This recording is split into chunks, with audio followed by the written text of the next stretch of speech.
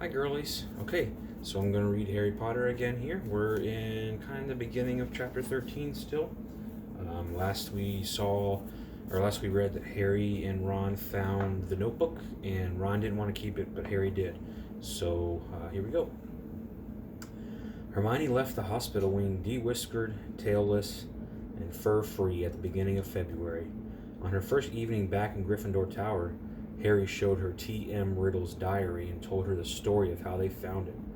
Ooh, it might have hidden powers, said Hermione enthusiastically, taking the diary and looking at it closely. If it has, it's hiding them very well, said Ron. Maybe it's shy. I don't know why you don't chuck it, Harry.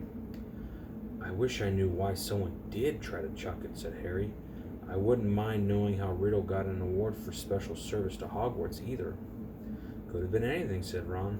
Maybe he got 30 owls, or saved a teacher from the giant squid. Maybe he murdered Myrtle, and that would have done everyone a favor. So here it says owls. It's OWL. That's the test they take at the end of their time at Hogwarts. So, but Harry could tell from the arrested look on Hermione's face that she was thinking what he was thinking. What? Said Ron, looking from one to the other. Well, the Chamber of Secrets was opened 50 years ago, wasn't it? He said. That's what Malfoy said.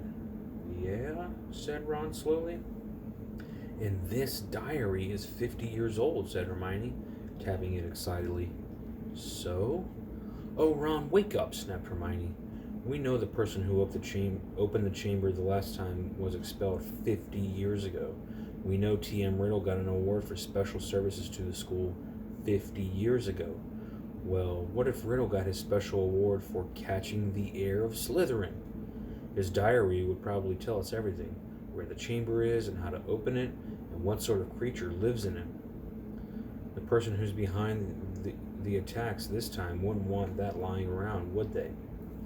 That's a brilliant theory, Hermione, said Ron, with just one tiny flaw. There's nothing written in this diary. But Hermione was pulling her wand out of her bag. It might be invisible ink, she whispered. She tapped the diary 3 times and said, Aparicium. That's a weird spell. Nothing happened. Undaunted, Hermione shoved her hand back into her bag and pulled out what appeared to be a bright red eraser. Okay, so undaunted means whatever just happened, whatever bad just happened, like the ink didn't show up, didn't bother her. It's a revealer. I got it in Diagon Alley, she said. She rubbed hard on January 1st. Nothing happened. I'm telling you, there's nothing to find in there, said Ron. Riddle just got a diary for Christmas and couldn't be bothered filling it in. Harry couldn't explain, even to himself, why he didn't just throw Riddle's diary away. The fact was that even though he knew the diary was blank, he kept absent-mindedly picking it up and turning the pages as though it were a story he wanted to finish. And while Harry was sure he had never heard the name T.M. Riddle before, it still seemed to mean something to him, almost as though Riddle was a friend that he'd had when he was very small and half forgotten. But this was absurd. He'd never had any friends before Hogwarts. Dudley made sure of that. Nevertheless, Harry was determined to find out more about Riddle, so the next day at break, he headed for the trophy room to examine Riddle's special award, accompanied by an interested Hermione and a thoroughly unconvinced Ron, who told them he'd seen enough of the trophy room to last him a lifetime. Riddle's burnished gold shield was tucked away in a corner cabinet. It didn't carry details of why it had been given to him. Good thing, too, or it'd be even bigger and I'd still be polishing it, said Ron.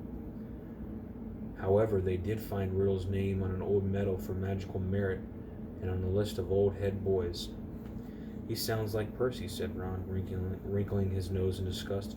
Prefect, head boy, probably top of every class. You say that like it's a bad thing, said Hermione in a slightly hurt voice.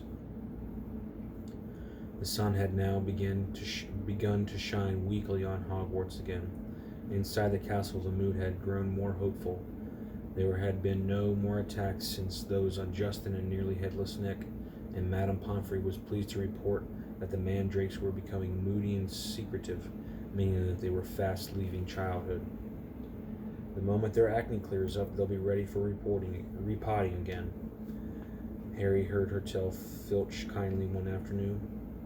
And after that, it won't be long until we're cutting them up and stewing them. You'll have Mrs. Norris back in no time. Perhaps the heir of Slytherin had lost his or her nerve, thought Harry. It must be getting riskier and riskier to open the Chamber of Secrets, with the school so alert and suspicious. Perhaps the monster, whatever it was even now settling itself down to hibernate for another 50 years. Ernie Macmillan of Hufflepuff didn't take this cheerful view. He was still convinced that Harry was the guilty one, that he had given himself away at the dueling club. Peeves wasn't helping matters. He kept popping up in crowded quarters singing, "Oh, Potter, you rotter," now with a dance routine to match. Gilderoy Lockhart seemed to think he himself had made the attack stop. Harry overheard him telling Professor McGonagall so while the Gryffindors were lining up for transfiguration. "I don't think there'll be any more trouble, Minerva," he said, tapping his nose knowingly and winking. "I think the chamber has been locked for good this time. The culprit must have known it was only a matter of time before I caught him. Rather sensible to stop now, before I came down hard on him. You know, what the school needs now is a morale booster. Wash away the memories of last term. I won't say any more just now, but I think I know just the thing." He tapped his nose again and strode off. Lockhart's idea of a morale booster became clear at breakfast time on February 14th. Harry hadn't had much sleep because of late running Quidditch practice the night before, and he hurried down to the Great Hall slightly late. He thought for a moment he'd walked through the wrong doors. The walls were all covered with large, lurid pink flowers. I don't know what lurid means. Have Mommy look it up. Worse still, heart-shaped confetti was falling from the pale blue ceiling. Harry went over to the Gryffindor table where Ron was sitting looking sickened, and Hermione seemed to have been overcome with giggles.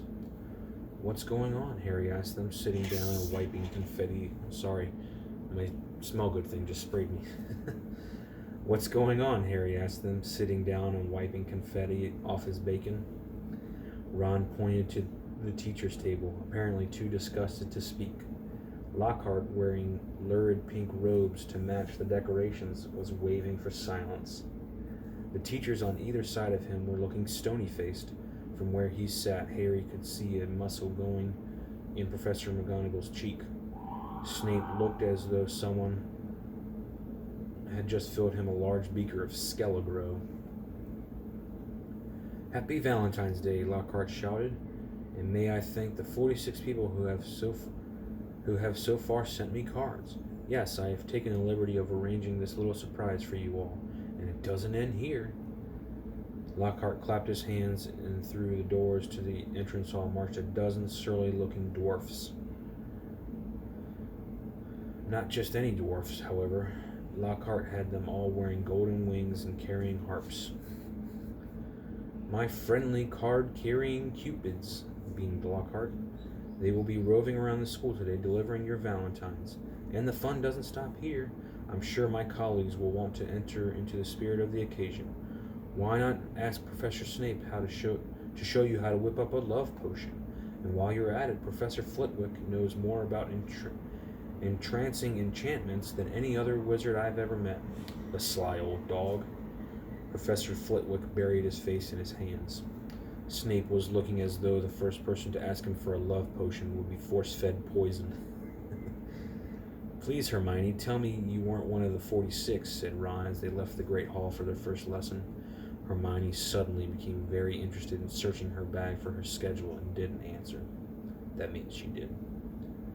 All day long, the dwarfs kept barging into their classes to deliver valentines, to the annoyance of the teachers, and late that afternoon, as the Gryffindors were walking upstairs for charms, one of the dwarfs caught up with Harry.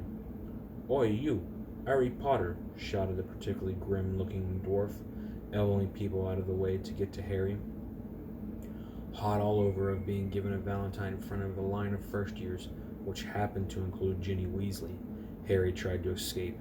The dwarf, however, cut his way through the crowd by kicking people's shins and reached him before he'd gone 2 paces.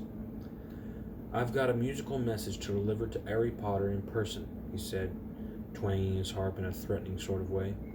"Not here," Harry hissed, trying to escape. "Stay still," grunted the dwarf, grabbing hold of Harry's bag and pulling him back.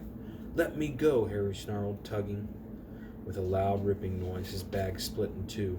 His books, wand, parchment, and quill spilled onto the floor, and his ink bottle smashed over everything. Harry scrambled around, trying to pick it all up before the dwarf started singing, causing something of a holdup in the corridor. "What's going on here?" came the cold, drawling voice of Draco Malfoy.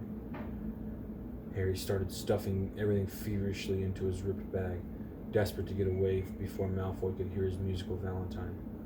"What's all this commotion?" said a familiar voice as Percy Weasley arrived. Losing his head, Harry tried to make a run for it, but the dwarf seized him right around the knees, and brought him crashing to the floor.